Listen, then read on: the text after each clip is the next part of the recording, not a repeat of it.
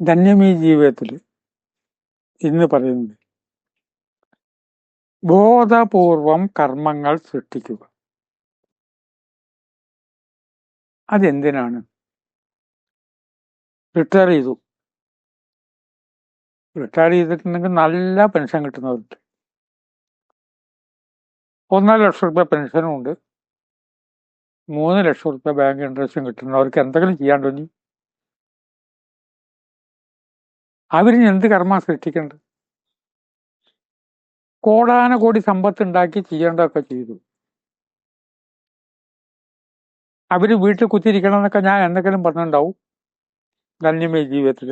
ഇന്ന് പറഞ്ഞതല്ല, ബോധപൂർവം കർമ്മങ്ങൾ സൃഷ്ടിക്കണം. മകളുടെ കല്യാണം നടക്കുമെന്ന് ആഗ്രഹിക്കണം, എന്നിട്ട് ശ്രമിച്ചുകൊണ്ടിരിക്കണം. എനിക്ക് വയസ്സായി, സൂക്കട് വന്നു, ഇനിയിപ്പോൾ നിവൃത്തിയൊന്നുമില്ല. മകളുടെ കല്യാണം കഴിഞ്ഞിട്ട് വളരെ പെട്ടെന്ന് മരിച്ചവരില്ലേ? ബോധപൂർവം കർമ്മങ്ങൾ സൃഷ്ടിച്ചു. അപ്പൊ ആത്മാവ്, അത് നടക്കുന്നവരെ ആത്മാവ് കുഴപ്പമില്ലാതിരിക്കും. എൻ്റെ ഒരു സഹോദര പത്നി അസുഖം വന്നു, ക്യാൻസറായിട്ട്. പലതവണ കീമോ ഒക്കെ ചെയ്തു. ഒടുവിൽ പറഞ്ഞു എത്രയും പെട്ടെന്ന്, ഒരു മകനേ ഉള്ളൂ, മകന്റെ കല്യാണം നടത്തണം. മകന്റെ കല്യാണം ഒരു 4 മാസം കഴിഞ്ഞുള്ള ഒരു ഡേറ്റാണ് ആദ്യം നിശ്ചയിച്ചിരുന്നത്. പിന്നീട് മാറ്റി എത്രയും പെട്ടെന്ന് ഒരു 10 ദിവസത്തിനുള്ളിൽ കല്യാണം. ഒരു ഗ്രാമത്തിൽ വെച്ച് കല്യാണം, സദ്യ. ആ കല്യാണത്തിന് വരന്റെ അമ്മ വന്നത് തീരെ അവശയായിട്ടൊരു ഉന്തുവണ്ടിയിലാണ് വന്നത്. അതുപോലെ ഉന്തുവണ്ടിയിലാണ് അമ്മയുടെ അമ്മയും വന്നത്. ഹൃദയസ്പർശിയായുള്ള ഒരു വിവാഹം ആയിരുന്നു. അവശയായിട്ടുള്ള അവര്, സഹോദര പത്നി, മകൻ താലി കെട്ടുന്നത് തീരെ വയ്യെങ്കിലും കണ്ടു. കല്യാണം കഴിഞ്ഞു.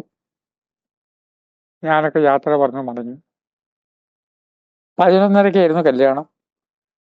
കോഴിക്കോട് മടങ്ങിയെത്തിയപ്പോൾ 5 മണി. ഫോൺ വന്നു, അവര് നമ്മെ വിട്ട് പോയി. ഒരു കർമ്മത്തെ തെരഞ്ഞെടുക്കുമ്പോൾ, ബോധപൂർവം ഒരു കർമ്മത്തെ തെരഞ്ഞെടുക്കുമ്പോൾ നമുക്ക് ആയുസ് കൂട്ടിക്കിട്ടും. 25 കൊല്ലം ജീവിക്കണം എന്നുള്ള കാര്യത്തെക്കുറിച്ചല്ല പറയും. ഈ സൗകര്യമൊന്നും ഇല്ലാത്ത കാലത്ത് ഗ്രാമങ്ങളിൽ വെയ്യാതെ കിടക്കുന്ന, മരണത്തെ മുഖാമുഖം നോക്കി കിടക്കുന്നവരുണ്ടാവും. അന്ന് ടെലിഗ്രാം അടിക്കുകയാണ് അന്നത്തെ വലിയ പുരോഗതി. കമ്പി വന്നു എന്ന് പറഞ്ഞാൽ മരിച്ചു എന്നാണ്. മരിച്ചാൽ മാത്രമാണ് കമ്പി അടിക്കുക. അന്ന് അത് ടെലിഗ്രാഫിയുടെ വലിയൊരു സിസ്റ്റമാണ്. അന്ന് ടെലിഗ്രാഫി പഠിക്കലുണ്ടായിരുന്നു. ഞാൻ ടെലിഗ്രാഫി പഠിച്ചിട്ടുണ്ട്.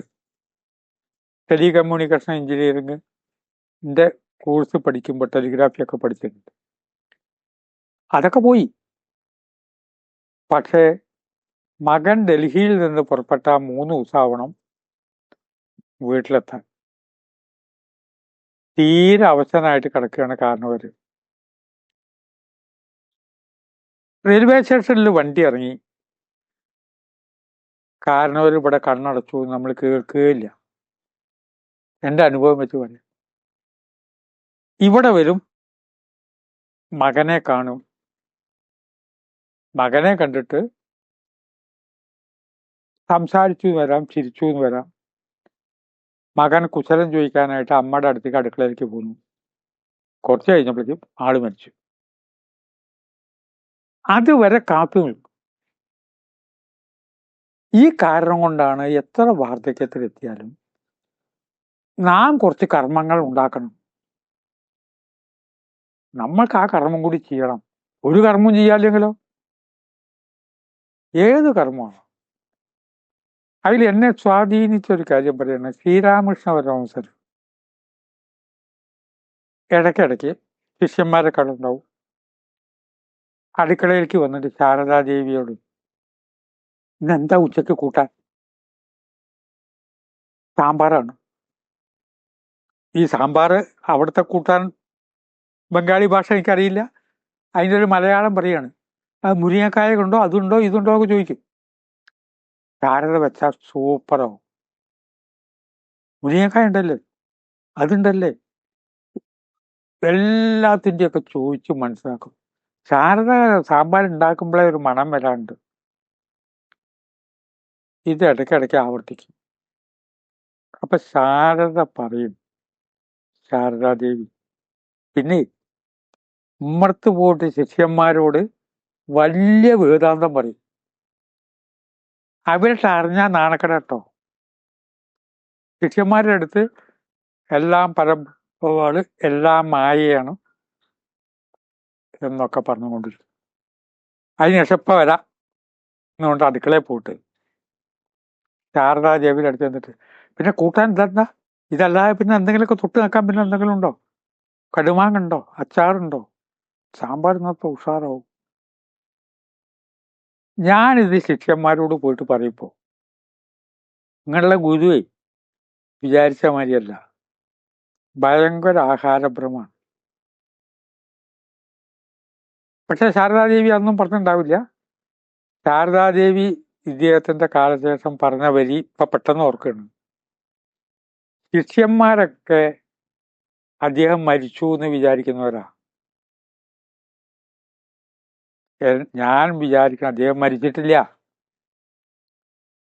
അദ്ദേഹത്തിന് മരണം ഇല്ല, ഇവരൊക്കെ മരിച്ചു എന്ന് വിചാരിക്കുന്നവരാണ് എന്ന് ശാരദാദേവി പറഞ്ഞു.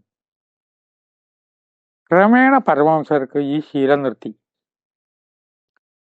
അടുക്കളയിലേക്ക് പോക്കില്ല, സാമ്പാറിന്റെ കാര്യം ചോദിക്കലും ഇല്ല. അപ്പൊ ശാരദാദേവിക്ക് വിഷമായി. പണ്ടിങ്ങനെ പറഞ്ഞിട്ടുണ്ടല്ലോ, ഇങ്ങനെ ഒരു ശാപ്പാട് ഭ്രമെന്ന്. വയ്യാതെ കിടക്കുന്ന അദ്ദേഹത്തിന്റെ അടുത്ത് ചെന്നിട്ട് ചോദിച്ചു, ഇപ്പൊ എന്താണ് ഒരു മാറ്റം വന്നേ? അടുക്കളയിൽ വന്നിട്ട് ഇതൊന്നും നോക്കണമെന്നില്ല. പറഞ്ഞു, ശാരദേ, ഏത് കാലത്തും നമ്മളൊരു കർമ്മത്തെ ആഗ്രഹിക്കണം, അപ്പോഴേ ആയുസ് നീണ്ടു കിട്ടുള്ളൂ. നമുക്ക് ആയുസ് കിട്ടാൻ കുറച്ച് മോഹങ്ങൾ ഉണ്ടെന്ന് നമ്മൾ മോഹങ്ങൾ സങ്കല്പിക്കണം. പേരക്കുട്ടിയുടെ കല്യാണമാവാം, പോകാത്ത സ്ഥലമാകാം, എഴുത്തുകാരനാണ് ഇതുവരെയും എഴുതാത്ത ഒരു ഗ്രന്ഥം, ഉത്തമമായുള്ള ഒരു ഗ്രന്ഥം, അതിന്റെ സബ്ജക്റ്റ് ഞാൻ തെരഞ്ഞു പിടിച്ചുകൊണ്ടിരിക്കുക, അത് എഴുതണം. പോകാത്ത 2-3 കേന്ദ്രങ്ങളുണ്ട്, അവിടെ നിന്ന് പോകണം. ഇന്ന സ്ഥലത്ത് പോയിട്ട് മടങ്ങി വരുമ്പോൾ ഇന്ന സ്ഥലത്ത് പോയിട്ട് ഉടുപ്പിയിലൊന്ന് ഇറങ്ങിയിട്ട് അവിടുത്തെ പശുക്കളെ ഒന്ന് കാണണം. ഉടുപ്പിയിലെ പശുക്കളെ കാണുക എന്ന് പറഞ്ഞാൽ ഒരു 50 വർഷമായിട്ട് ഞാൻ കണ്ടുകൊണ്ടിരിക്കുകയാണ്. അന്ന് പശുക്കൾക്ക് അമ്പലത്തിന്റെ അകത്തേക്ക് പ്രവേശനം ഉണ്ടായിരുന്നു. നമ്മൾ അമ്പലത്തിൽ തൊഴുമ്പോൾ പശുക്കൾ പുറത്ത് നിൽക്കും. കുറച്ച് മോഹങ്ങൾ ഉണ്ടാവണം. ഇത് കേൾക്കുന്നവര് എത്ര പ്രായമായിരുന്നാലും എത്ര വാർദ്ധക്യമായിരുന്നാലും കുറച്ച് മോഹങ്ങൾ ഉണ്ടാവണം. ഇന്നത് എനിക്കൊന്ന് കാണണം കേട്ടോ. ഇന്നോടത്തിൽ റൂം കിട്ടിയാൽ അതിന്റെ മുകളിൽ ഇരുന്നിട്ട് തൃശ്ശൂർ പൂരം ഒന്ന് കാണണം. തിരക്കിലേക്ക് പോകാൻ വയ്യ, മോഹങ്ങൾ ഉണ്ടാവണ്ടേ. പരമഹംസർ പറഞ്ഞു, അങ്ങനെ നീട്ടിക്കിട്ടാൻ ഞാൻ ചെയ്തു. ഇപ്പോ വിധി അനുകൂലമല്ല, വിധി എതിരാവെന്നും പരമഹംസർ പറയില്ല. എന്റെ കാലം അവസാനിച്ചു, ഇനിയിപ്പോ പറഞ്ഞിട്ട് കാര്യമില്ല.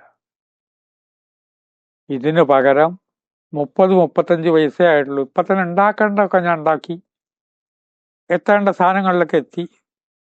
അല്ല, ഇന്ന സ്ഥലത്ത് പോയിട്ട് അവിടുന്ന് ഇന്നൊരു ആഹാരം കഴിക്കണം എന്നുള്ള തോന്നൽ തന്നെ ഉണ്ടായാൽ മതി. അങ്ങനെ ചിലതിനെയൊക്കെ നമ്മൾ ഓമനിക്കുന്നത് നല്ലതാണ്. ഇന്ന സ്ഥലത്ത് പോയാൽ അവിടെ ഇന്ന ഹോട്ടലിലെ ആഹാരം, ഇന്നൊരു കേന്ദ്രം, ഇന്ന സ്ഥലത്തെ നിറമാല, പ്രഭാതത്തിൽ ഇന്ന സ്ഥലത്ത് പ്രത്യേകത, കന്യാകുമാരിയിലെ സൂര്യോദയം, അവിടുത്തെ അസ്തമയം, ഇതൊക്കെ കന്യാകുമാരിയിൽ വളരെ മുമ്പേ ഞാൻ പോകുമ്പോൾ ജ്ഞാനാനന്ദ സരസ്വതി സ്വാമികളുടെ കൂടെ ഉദയവും അസ്തമയവും ഒക്കെ കാണാൻ പോയിട്ടുള്ള അനുഭവങ്ങൾ ഉണ്ട്. എപ്പോഴും ജീവിതത്തിൽ നല്ല സാമ്പാർ ഉണ്ടായി കഴിക്കലായിക്കോട്ടെ, നല്ല സാമ്പാറാവാം, ഇഷ്ടവിഭവമാവാം, ഒക്കെ നല്ല കാര്യമാണ്. ആത്മാവിനെ നിലനിർത്താൻ പുതിയ സംരംഭങ്ങൾ ഓരോന്നും മനസ്സിലുണ്ടാക്കണമെന്നും, ഈ പറഞ്ഞതിൻ്റെ അർത്ഥം വാർദ്ധക്യത്തിലെത്തുമ്പോൾ കണ്ടമാനം പ്രാരാബ്ദങ്ങൾ ഏറ്റെടുക്കണം എന്നല്ല പറഞ്ഞതിൻ്റെ ചുരുക്കം. കൊച്ചു കൊച്ചു മോഹങ്ങളെ സങ്കല്പിക്കണം. അതൊരു സന്തോഷമാണ്. ചിന്തയ്ക്ക് വിട്ട് വാക്കുകൾക്ക് സംഭരിക്കുന്നു. നമസ്കാരം.